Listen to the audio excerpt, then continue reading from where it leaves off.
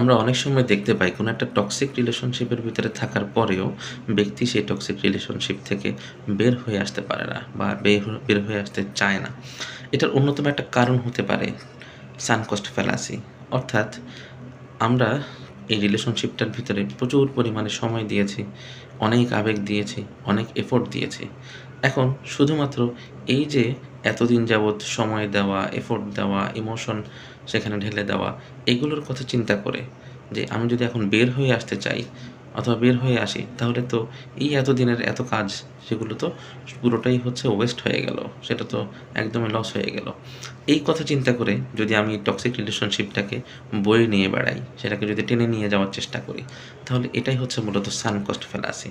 অর্থাৎ আমি শুধুমাত্র আমার অতীতের ইনভেস্টের কথা চিন্তা করে আমি আমার ভবিষ্যতের যে ভালো থাকা সেটাকে আমি মূল্যায়ন করছি না।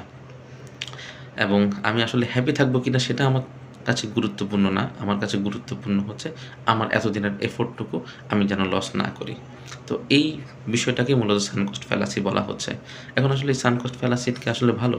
না, এটা আসলে ভালো না এবং এটা আমাদের সম্পর্কটাকে আসলে এনজয় করায় না।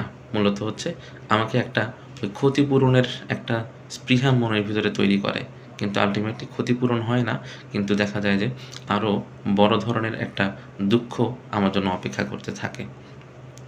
সো এই সাঙ্ক কস্ট ফ্যালাসির খপ্পরে পড়া যাবে না। ধন্যবাদ।